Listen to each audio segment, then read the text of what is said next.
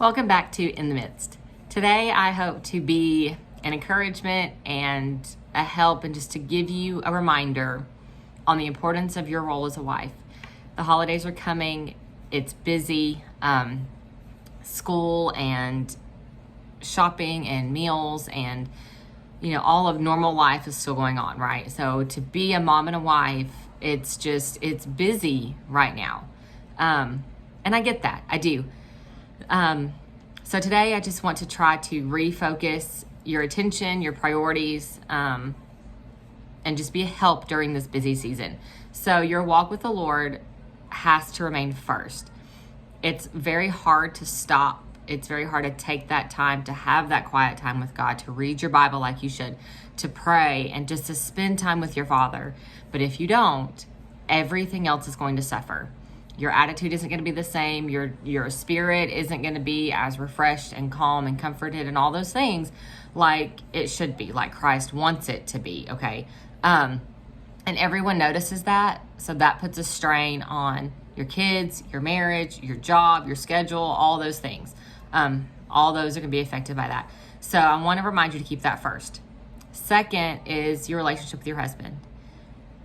The little things are still important. The little things can't just be left by the wayside right now because it's busy. And I've been there. I get it.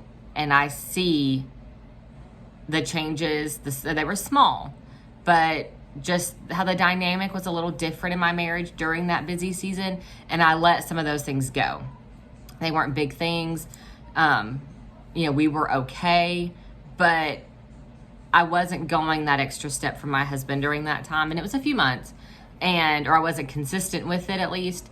And I could tell, that, I don't know, it was just different. Not that things were bad. It was just different.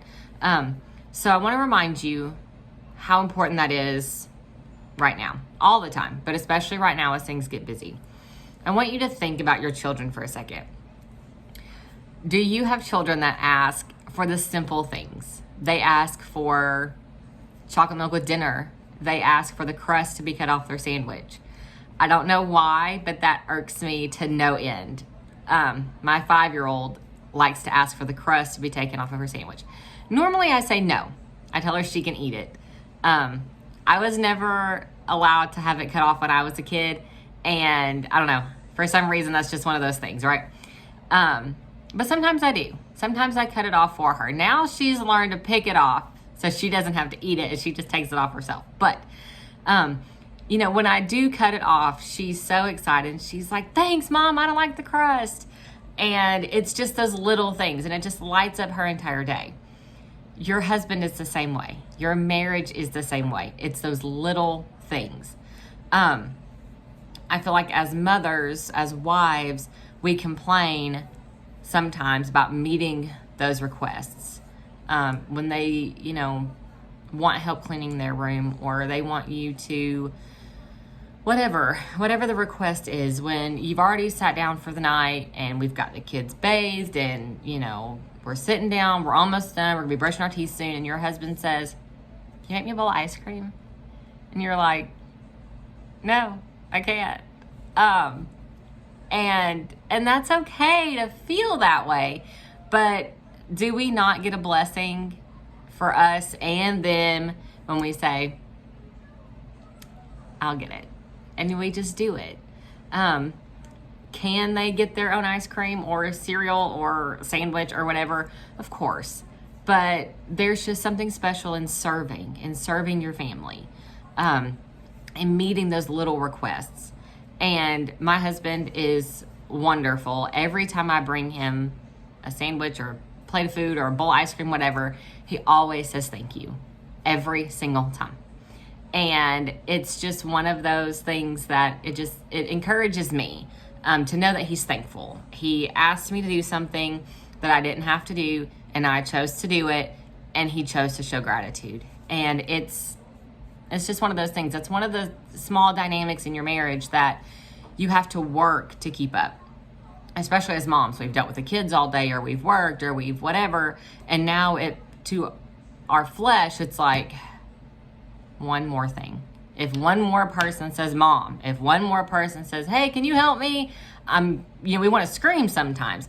But if we continue to choose to serve and have that servant's heart, then there's going to be so many blessings that come from that. What requests does your husband have that you don't joyfully meet? To meet and to joyfully meet them are not the same. Remember in Proverbs 31 where it says she worketh willingly. How our countenance is, how our attitude is, how our heart is, makes a big difference in what we do. Your husband doesn't want you to make that sandwich and drop it in his lap as you walk by. That's not being joyful. So I want you to think about your attitude when he asks for something. Why do we choose to meet our child's requests with more joy and willingness than that of our husband? Ouch. Maybe you think because my kids can't do it themselves, or I'm their mom, that's my job. You were created to be your husband's helpmeet. That was your first assignment. We are also one flesh with our husbands, yet we choose to give them last place too often. And it's easy to do, and sometimes it's just a season, but I just want to remind you to be intentional about keeping this in check. It's not too much to say yes to your husband, to those little requests. It's not too much to buy his favorite snacks or ice cream or dinner when you're at the store. It's not too much to say yes to intimacy. It's not too much to say, here's your laundry, it's washed and folded and put away, or to pick his socks up off the floor. Those are things that we get to do. It's not something that we think of very often, but if you take the time to go talk to a widow or a widower, I promise that will change your perspective. What about, whatever the small thing, or maybe even a big thing, whatever it is that your husband asks that you find yourself saying no to, and maybe there's nothing you can think of right now, but before he asks, or when he asks again, I want you to think about your response. Are you going to say no? Do you go, fine? Or are you going to choose to respond differently this time? We have days when the kids have whined and yelled and fought all day. I get it. Being a mom is hard. It's exhausting. I'm a stay-at-home mom to 2 kids. We homeschool. Today was one of those days where they're just bickering back and forth, and it seems like my 5-year-old is doing everything in her power to get on my 12-year-old's nerves. And he asks her to stop, and she just looks at him and keeps doing what she's doing. I get it. That was our day today. But your children aren't perfect. Neither are you. Neither is your husband. And that's okay. But as a whole, I hope you're joyfully meeting those requests, or at least acknowledging where you're not, so you can begin to make those changes. Go the extra step to make him feel loved and appreciated. There's one thing that comes to my mind is my husband likes it when I cut his sandwich. I cut it in half, diagonal. It's just a thing. I don't know. I don't even know why or when I started to do it. It's been in the last year or two, maybe. And the first time I did it, he goes, "Oh, you cut my sandwich. Thanks." And I was like, "You're welcome." And so I didn't really think much about it. And then a few days later or whatever, I brought the next one, and he was like, "You didn't cut it." And I was like, "Oh, okay. Mental note, you like that." So that's just one of the things I do.